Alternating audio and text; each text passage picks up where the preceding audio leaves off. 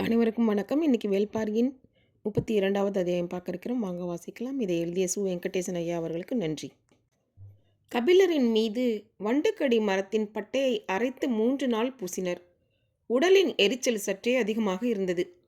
இப்படி தொடர்ந்து பூசினால் கை கால்களில் உள்ள முடிகள் கருகிவிடப் போகின்றன என்றார் கபிலர். உதிரனும் மற்ற 2 பெரியவர்களும் தேய்த்து விட்டு கொண்டு இருந்தனர். எதிரில் இருந்த கல்லில் உட்கார்ந்தபடி தேக்கன் சொன்னான், உங்களின் கவலை அப்படி இருக்கிறது, எனது கவலையோ வேறு மாதிரி இருக்கிறது. என்ன அது?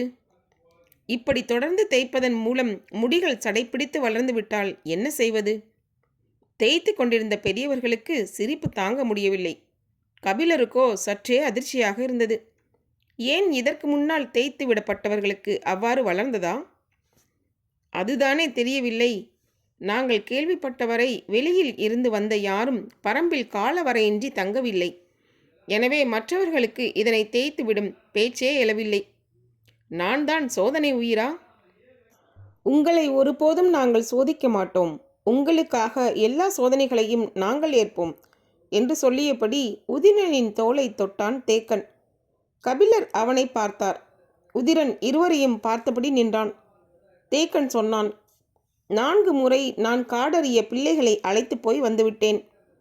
காட்டின் எல்லா சவால்களையும் எதிர்கொண்டு மீளத்தான் அப்பயணத்தை மேற்கொள்கிறோம். ஆனால் அப்பொழுது கூட வண்டுக்கடி மரத்தின் அடியில் யாரையும் அனுப்பியதில்லை. அதன் வாடை கன நேரத்தில் மயக்கத்தை ஏற்படுத்தி விடக்கூடியது. அடுத்தவனை அனுப்பி அவனை தூக்கி வருவதற்குள் இவனும் மயங்கி விடுவான். இப்படி போகிறவர்கள் எல்லாம் மாட்டிக்கொள்ளும் வாய்ப்பு அதில் அதிகம். அது நம்மை எளிதில் ஏமாற்றி உயிர் கொள்ளும் மரம். அந்த மரத்தின் பட்டையை ஒருவன் துணிந்து போய் உரித்தான் என்பதும் அதனை பாரி அனுமதித்தான் என்பதும் உங்களுக்காகத்தான். உங்களின் பொருட்டு நாங்கள் எச்சோதனையும் எதிர்கொள்வோம்.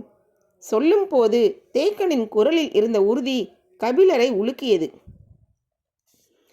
தேய்த்த மருந்தோடு குறிப்பிட்ட நேரம் வரை அமர்ந்திருந்த கபிலர் பின்னர் குளித்துவிட்டு வந்தார். தேக்கனும் அவரும் பொழுதெல்லாம் பேசினர். தேக்கனை பற்றியும் காடறிதலை பற்றியும் கபிலருக்கு தெரிந்து கொள்ள வேண்டியவை நிறைய இருந்தன. எல்லாவற்றையும் பேசி கழித்தார். 1 வாரம் கழிந்தது. 3 குழுக்கள் சென்று 20 பேரளிகளை பிடித்துவிட்டன. இன்னும் 2 தேவையாக இருந்தது. தோழர்களோடு உதிரன் புறப்பட்ட போது கபிலரும் புறப்பட்டார். இத்தனை நாள் நான் ஓய்வில் தானே இருந்தேன் என சொல்லி புறப்பட்டார். அவர் புறப்பட்டால் பாரியும் வந்து விடுவான் என்பது எல்லோருக்கும் தெரியும். ஆனால் கபிலர் வராமல் இருந்த நாட்களிலும் பாரி வேட்டைக்கு வந்தான். அதுதான் ஏன் என்று புரியாமல் வீரர்கள் திகைத்தனர். பரம்பு மலையின் மேற்றிசை குன்றுகளிலே அவர்கள் அதிகம் அலைந்து திரிந்தனர். வழக்கம் போல் குழு புறப்பட்டது.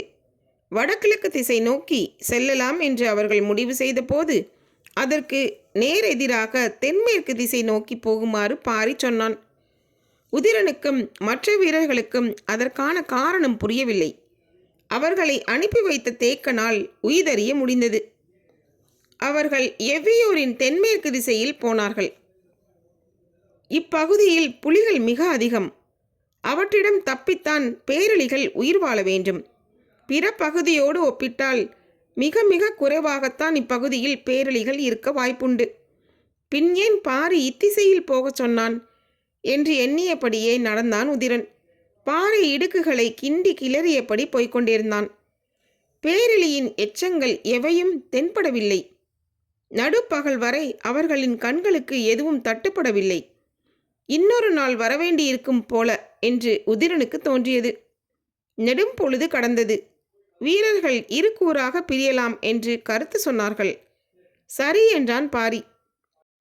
பிரிந்தவர்கள் 4 எட்டு வைப்பதற்குள் மழை பொழிய தொடங்கியது. சடசடவென இறங்கிய கணத்திலேயே அதன் வேகம் எதிர்கொள்ள முடியாததாக இருந்தது. அனைவரும் அருகில் இருந்த மலை பொடவிற்குள் போய் ஒடுங்கினர். மேனியில் இருந்த நீர்த்துளிகளை உதறியபடி மலைத்துளிகள் ஒவ்வொன்றும் வேப்ப முத்து அளவு இருக்கிறது என்றார் கபிலர். கார்காலத்தின் முதுநாள் தொடங்க போகிறது. இனி அதன் வேகம் இணையற்றதாகத்தான் இருக்கும் என்றான் பாரி. மழைக்கான பருவத்தில்தான் மழை பெய்கிறது. ஆனால் அதன் பொழிவு வெவ்வேறு தன்மைகளை கொண்டது. தொடக்க நாட்களில் பெய்யும் மழை என்பது மேகம் உதிர்க்கும் தூசி போன்றது. காற்றில் அலை அலையாய் இறங்குவதும் நிலம் ஈரமாகும் முன் மறைவதும் காற்றுக்குள்ளே கரைந்து போகும் கன அளவு கொண்டதுமாக இருக்கும். தூசி பருவம் முடிந்து தும்மல் பருவம் தொடங்கும். எதிர்பாராத நேரத்தில் சட்டென அடித்துவிட்டு போய்விடும். போய்விட்டது என நினைக்கும் போது திரும்பி அடிக்கும். நம்மால் கணிக்க முடியாத ஒரு விளையாட்டை விளையாடும். அப்போது பெய்யும் மழையில் நீர்த்துளிகள் நீள் வடிவிலேயே இறங்கிவிடும். 3ஆம் கட்டம் முகில்கள் கூடல் கொள்ளும் பருவம். இதுநாள் வரை நீரை உதிர்த்து கொண்டிருந்த மேகங்கள் இப்போது கூடலில் மயங்கி உருக ஆரம்பிக்கும். இணை மேகங்கள் சூழ வலம் வந்து வானில் இடைவிடாமல் கூட காதல் கசிந்து காட்டாற்றை போல உருகி ஓடும். மலைத்துளிகள் வேப்பமுத்து அளவினை கொண்டிருக்கும். 4ஆம் பருவத்தில் மோகம் கொண்ட முகில்கள் தரை வந்து தங்கும். நிலம் வானுக்குள் நுழையும். மரத்தின் உச்சிகளை மேகத்தின் வெளிப்புறம் நீண்டிருக்க வேரில் மழைநீர் பாய்ந்தோடி கொண்டிருக்கும். அது இயற்கையின் அதிசய காலம். வானுக்கும் மண்ணுக்கும் இடையில் இருக்கும் ஏணி விலகிக்கொள்ள மேக கூட்டம் மரம் செடி கொடிகளுக்கிடையே மீனை போல நீந்தி போகும். ஒருவரை ஒருவர் பிடித்தும் விலகியும் கரைந்தும் உருகியும் காதல் கொள்ளும் காலம். இதுவே கார்காலத்தின் முதுநிலை பருவம். இப்போது அது தொடங்கி இருக்கிறது. இறங்கிய மழை இரவு வரை நிற்கவில்லை. குகையை விட்டு வெளிவரும் எண்ணமே பிறக்கவில்லை. முன்னிரவில் குறைய தொடங்கிய மழை நள்ளிரவில் தான் நின்றது. வீரர்கள் பின்னிரவானதும் இருவேறு குழுக்களாக பிரிந்து போகலாம் என்று முடிவு செய்தார்கள். நாம் எந்த குழுவோடு போவது என்று கபிலர் சிந்தித்துக் கொண்டிருக்கையில் பாரி அவரை அழைத்தபடி குகையை விட்டு வெளியேறினான். அவர்கள் பேரழியை பிடித்து வந்து சேரட்டும், நாம் வேறொரு திசை வழியே போவோம் என்றான். பாரியின் இந்த முடிவை எதிர்பார்க்காத கபிலர் சற்றே திகைத்தபடி பின்னால் நடக்கத் தொடங்கினார். மேகத்தை கொட்டி தீர்த்த வானம் விண்மீன்களால் பூத்து கிடந்தது. தேய்நிலவு கொடி போல் மெலிந்திருந்தது. மெல்லிய நீல நிற வெளிச்சம் தரையில் பரவி கிடக்க கபிலரை அழைத்து கொண்டு பாரி மலைமுகட்டை நோக்கி நடந்தான். எங்கும் நீரோடும் ஓசை கேட்டுக்கொண்டே இருந்தது. வண்டுக்கடி மரப்பட்டையை தேய்த்ததால் தான் உங்களை துணிந்து அழைத்து செல்ல முடிகிறது என்று சொல்லியபடி பாறையின் மீதேறி நின்று பார்த்தான். ஒளிரும் எண்ணிலடங்கா விண்மீன்களை கொன்று வானம் வித்தை காட்டி கொண்டிருந்தது. அவர்களுக்கு நேரெதிரில் வடிவு கொண்டு வளைந்திருந்தது கார்த்திகை விண்மீன் கூட்டம். விண்மீன் பார்த்து திசையறிந்தபடி முன் நடந்தான் பாரி. தொடர்ந்து வந்த கபிலரிடம் கேட்டான், அவ்விண்மீன் கூட்டத்தை கவனித்தீர்களா? எதை கேட்கிறாய்? கார்த்திகை கூட்டத்தையா? ஆம், பார்த்தேனே என்றார். பாரி வேறெதையும் கேட்காமல் அமைதியாக நடந்து சென்றான். கபிலரும் பாரியை தொடர்ந்து நடந்து வந்து கொண்டிருந்தார். அவருக்கு பாரியின் கேள்வி உறுத்தி கொண்டிருந்தது. இதை ஏன் கேட்டான் பாரி? கார்த்திகை கூட்டம் பற்றி நமக்கு என்னவெல்லாம் தெரியும் என பேசி பார்க்க நினைத்தானோ என்று தோன்றியது. பெருங்கணியர் திசைவேலரிடம் உட்கார்ந்து நாள் கணக்கில் கார்த்திகை விண்மீன் கூட்டத்தை பற்றி பேசியது நினைவுக்குள்ளிருந்து அலை அலையாய் மேலெழுந்து வந்தது. கபிலர் பாரியை நோக்கி கேட்டார், கார்த்திகை விண்மீன் கூட்டத்தை பற்றி எதையோ கேட்க வந்து நிறுத்தி கொண்டாயே, ஏன்? கார்த்திகை விண்மீன் கூட்டத்தை பற்றி பாரி கேட்கும் விளக்கத்துக்கு விடை சொல்லும் ஆர்வத்தில் இருந்துதான் கபிலரின் கேள்வி பிறந்தது. இவ்வழகிய விண்மீன் கூட்டம் கபிலரை மிகவும் கவர்ந்தது. ஒவ்வொரு மாதத்திலும் அதன் நகர்வை பற்றி மிக நுட்பமாக தெரிந்து வைத்திருந்தார். அதனையெல்லாம் பாரியிடம் பகிர்ந்து கொள்ளும் ஆர்வமே அவரை உந்தி தள்ளியது. முன்னால் நடந்தபடி இருந்த பாரி கேட்டான், அவ்விண்மீன் கூட்டத்திற்கு கார்த்திகை என்று பெயர் சூட்டியது யார் தெரியுமா? கேள்வி கபிலரை திடுக்கிடச் செய்தது. நடுங்கி நின்றார் கபிலர். தாக்குதலை கடந்து வார்த்தை மேலெழவில்லை. நேரங் கழித்தே சொல் வெளிவந்தது. என்ன கேட்டாய்? அவ்விண்மீன் கூட்டத்திற்கு பெயர் சூட்டியது யாரென கேட்டேன். பதில் இருக்கட்டும். இப்படி ஒரு கேள்வியே ஒருபோதும் எனக்கு தோன்றவில்லையே. திசைவேலருக்கு கூட இக்கேள்வி தோன்றியிருக்காது என்றே நினைக்கிறேன். விண்மீன்கள் பற்றி எண்ணற்ற கேள்விகள் கேட்டுள்ளேன். உன் ஐயங்கள் தீரவே தீராதா என்று திசைவேலர் பலமுறை சலித்து கொண்டுள்ளார். ஆனாலும் இப்படி ஒரு கேள்வி ஏன் இதுவரை எனக்கு தோன்றவில்லை? திசைவேலருக்கு இது பற்றி தெரிந்திருந்தால் என்னிடம் அவர் அதை பகிர்ந்து கொண்டிருப்பார். அவருக்கும் தெரியாதென்றே நினைக்கிறேன். எண்ணங்கள் ஓடியபடி இருக்க பேச வார்த்தையின்றி தடுமாறினார் கபிலர். எதுவும் பேசாமல் வருகிறீர்களே, ஏன்? உனது கேள்வி ஆதிகாலத்தை பற்றியதாக இருக்கிறது. மனிதன் பொருளின் மீது மொழியை பொறுத்து தொடங்கிய காலத்தை பற்றி நீ கேள்வி கேட்கிறாய். நாங்கள் தற்காலத்துக்காரர்கள். மனிதர்களை ஆசானாக ஏற்று கற்று வளர்ந்தவர்கள். இயற்கையை இரண்டாம் நிலைக்கு கொண்டு சென்று விட்டோம். எங்களது கற்றல் முறை ஆழமற்றதென தெரிகிறது. பதிலுக்காக சொற்களை தேடினார் கபிலர். கேட்டபடி நடந்து கொண்டிருந்த பாரி பெரும்புலவர் விடை சொல்லாமல் விளக்கம் சொல்வது ஏன்? விடை சொல்லாவிட்டால் விட்டுவிடும் கேள்வியை நீ கேட்கவில்லை. நான் விடை சொல்ல முடியாததற்கான சரியான காரணத்தை முன்வைக்க முடியவில்லை என்றால் உனது கேள்வி எனது அறிதலின் அச்சையே நொறுக்கிவிடக்கூடியது. அதனால்தான் எனக்குள் இப்பதற்றம் உருவாகிவிட்டது என்று நினைக்கிறேன். மழை நின்ற நள்ளிரவில் நீரோடைகளின் சலசலப்பில் மயக்கும் இளநீல ஒளியில் நிலம் பூத்து கிடக்க மின்னி சிரிக்கும் விண்மீன் கூட்டத்தை பார்த்தபடி பாரி சொன்னான். கார்த்திகை விண்மீன் கூட்டத்தை கண்டறிந்து பெயர் சூட்டியவன் முருகன். எதிர்பாராத பதிலாக இருந்தது. நடையை நிறுத்தினார் கபிலர். முருகன் தான் இவ்விண்மீன் கூட்டத்திற்கு பெயர் சூட்டினான் என்று எப்படி சொல்கிறாய்? சற்றே சிந்தித்த பாரி, நீங்கள் பச்சை மலைத்தொடரில் ஏறத் தொடங்கிய முதல் நாளில் நாக்கருத்தான் புற்களை கடக்கும் போது நீலன் உங்களுக்கு முருகனின் கதையை சொன்னான் அல்லவா? ஆம். அவன் கதையை எத்துடன் முடித்தான்? அது எனக்கு தெரியாது. சந்தன வேங்கையின் மீது பரணமைத்து முருகனையும் வள்ளியையும் அதில் தங்க வைத்த எவ்வி அதன்பின் குடில் திரும்பி பூண்டு பானத்தை கலக்கி கொடுத்து யாரையும் அப்பக்கம் போகவிடாமல் செய்தான் என்பது வரை எனக்கு நினைவிருந்தது. தனிமயக்கி மூலிகையை கொடுத்ததால் அதன் பிறகு அவன் சொன்ன கதைகள் எவையும் எனக்கு நினைவில்லை. நேர் எதிரே கார்த்திகை விண்மீன் ஒளி வீசி கொண்டிருந்தது. அதனை பார்த்தபடி நடந்து கொண்டிருந்த பாரி மீதி கதையை சொல்லத் தொடங்கினான். பச்சை மலையில் யானை பள்ளத்தின் தென்திசை முகட்டில் தனித்திருந்த வேங்கை மரத்தின் மீது சந்தன கட்டை கொண்டு சிலா கொடியால் பிணைத்து கட்டிய பரன்விட்டு மறுபகல் இறங்கினர் முருகனும் வள்ளியும். ஆணும் பெண்ணும் தங்களை அறிய தொடங்கிய தலைநாள் இரவது. இவ்விரவின் குணம் பல பருவங்களுக்கும் நீடிக்கும். இயற்கையின் எல்லா மாற்றங்களின் வழியேயும் தங்கள் இணையின் மீதான காதலை நெய்ய துடிக்கும் உயிராற்றல் பெருகியபடி இருக்கும். காதல் அறியும் பொழுதுதான் அடுத்த இடத்துக்கு அழைத்து செல்லும். அறியாதவன் அதுவே காதல் என்று நின்று விடுவான். காதலின் அழைப்பை ஏற்று இருவரும் செல்லத் தொடங்கினர். கார்காலத்தின் தூசி பருவம் தொடங்கியது. காற்றில் மெல்லிய சாரல் மிதந்து வந்து வள்ளியின் முகத்தில் நீர் பூசி சென்றது. அவள் கை கொண்டு அதனை துடைக்காமல் நடந்தாள். முருகன் முன்னால் சென்று கொண்டிருந்தான். மேகத்தின் தூசி இருவர் மீதும் விடாமல் படர்ந்தது.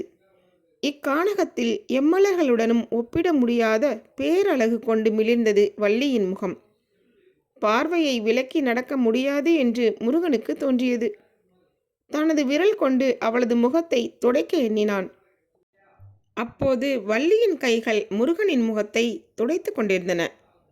முருகனின் முகத்தில் கை தொட்ட கணத்தில் வள்ளியின் முகத்தில் இருந்த நீர்த்துளிகள் மறைந்தன. முருகனின் கை அவளது கன்னம் தொடும்போது நீர்த்துளி அற்றிருந்தது வள்ளியின் முகம். எனது விரல் தொடுவதற்குள் நீர்த்துளிகள் எப்படி மறைந்தன என கேட்டான் முருகன். என் விரல்கள் உனது முகம் தொட்டதனால். முருகன் திகைத்து நின்றான்.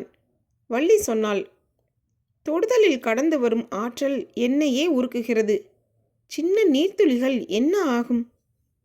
தொடுதலின் மூலம்தான் ஆணின் ஆற்றல் கடக்கிறது. ஆனால் தொடாமலே பெண் கடத்தும் ஆற்றலுக்கு இனி சொல்ல என்ன இருக்கிறது என்று எண்ணியபடி முருகன் முன்னே நடந்து கொண்டிருந்தான். அவள் பேச்சியதும் இன்றி பின்தொடர்ந்தாள். தூசி காற்று எதிர் வீசியபடி இருந்தது. வள்ளி கேட்டாள், வேங்கை மரத்தின் சந்தன பரன் விட்டு ஏன் அகழ்கிறோம்? அது எவ்வி உருவாக்கியது. நமக்கான இடத்தை நம் கனவால் உருவாக்க வேண்டும். வள்ளிக்கும் சரிதான் என்று தோன்றியது. சென்ற முறை ஏழிலை பாலை நோக்கி நான் அழைத்துச் சென்றேன். இம்முறை நீ அழைத்துச் செல் என்றான் முருகன். அவனது சொல் சுமந்து முன் நடந்தாள் வள்ளி. இணையற்ற இடம் நோக்கி அழைத்துச் செல்கிறாள் என்பதை பூரிக்கும் அவளுடைய முகம் சொன்னது. பின்னடந்து வந்த முருகனின் மயக்கம் மேலும் அதிகமானது. மானிலும் மயிலிலும் மட்டுமே ஆண் அழகு என்றான் முருகன். நானும் அப்படித்தான் நம்பினேன், உன்னை காணும் வரை என்றாள் வள்ளி. இருவரும் வெக்கம் கலைந்து சிரித்தனர். தூசி காற்று நின்று பொழிந்தது. முன் சென்ற வள்ளியின் கண்களுக்கு சற்று தொலைவில் விளைந்த பயிர் தெரிந்தது. அதன் அருகே போனாள். யானை படுத்துறங்கும் அளவு நிலத்தில் அப்பயிர்கள் விளைந்திருந்தன. அந்த கதிரை கைகளால் உருவியபடியே வள்ளி சொன்னாள், இது அரிதான நெற்பயிர், அன்னமழகி அரிசி என்று இதனை சொல்வோம். மற்ற பயிர்கள் எல்லாம் பசியை போக்கும். ஆனால் இது மட்டும்தான் பசி நீக்குவதோடு உடலை மலர வைத்து சுகம் தரும். மனம்தான் பெரும்பாலும் மகிழ்வை உணர்கிறது, உடல் தேவையை மட்டுமே உணர்கிறது. ஆனால் இப்பயிர்தான் உடலை மகிழவும் வைக்கும். சொல்லிக்கொண்டே கைப்பிடி அளவு கதிர் பறித்து உள்ளங்கையில் வைத்து கசக்கி அதனை முருகனுக்கு கொடுத்தாள். முருகன் அதனை வாங்கி உட்கொண்டான். ஏற்கனவே என் உடலும் மனமும் மகிழ்வால் திணறி கிடக்கின்றன. இதில் இதுவும் சேர்ந்தால் நிலைமை கட்டுக்கடங்காமல் போகுமோ என்று அவனுக்கு தோன்றியது. வள்ளியும் வாயில் போற்று மென்றபடி நடந்து வந்தாள். சிறிது தொலைவு சென்ற பின் வள்ளிக்கு விக்கல் வந்தது. அருகில் நீரோடை எதுவும் இல்லை. கார்காலம் இப்போதுதான் தொடங்குகிறது. நீர் புரண்டோட இன்னும் நாளாகும். குற்றை எதுவும் இருக்கிறதா என்று பார்த்தான் முருகன். எதுவும் தென்படவில்லை. வள்ளிக்கு உடனடியாக குடிக்க நீர் தேவைப்பட்டது. ஆனால் அவ்விடம் கிடைக்காது என தெரிந்தது.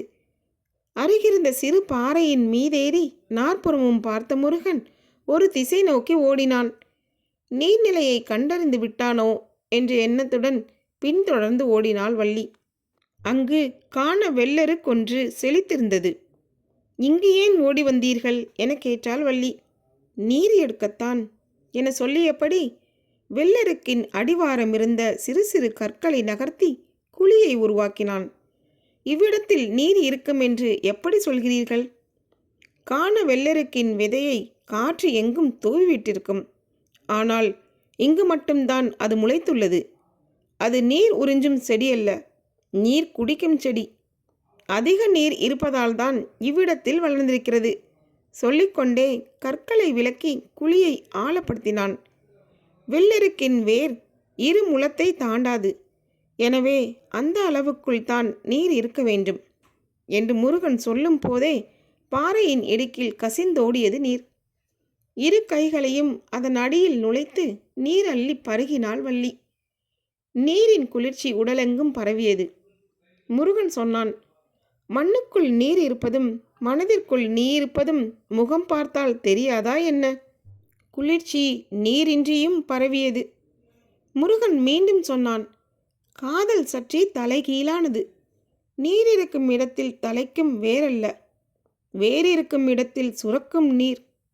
சொல்லிக்கொண்டே சிறு கற்களை குழி நோக்கி நகர்த்தி மூடினான் முருகன். வள்ளி மீண்டும் நடக்கத் தொடங்கினாள். அவள் அழைத்து செல்லும் இடம் காண முருகனுக்குள் பேரார்வம் மேலெழுந்தபடி இருந்தது. அவர்களின் கண்படும் தொலைவில் பன்றி கூட்டம் ஒன்று எதிர்ச்சென்றது. இருவரின் கண்களும் அதனை பார்த்தன. நான் விரட்டிச் சென்று அம்பெய்திய பன்றி கூட்டம் இதுதானா என கேள்வி எழுந்தது முருகனுக்கு.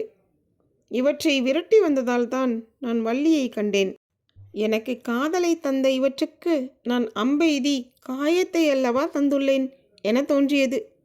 சற்றென பின் திரும்பி ஓடினான் முருகன்.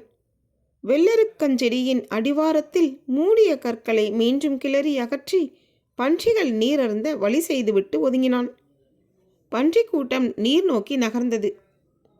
அதன் குவிவாய் நீர் தொட்டு உறிஞ்சின. பார்த்து கொண்டே வள்ளியின் அருகில் வந்தான் முருகன். அவள் கேட்டாள், இவற்றின் முதுகில் செந்தாது படிந்திருப்பதை பார்த்தீர்களா?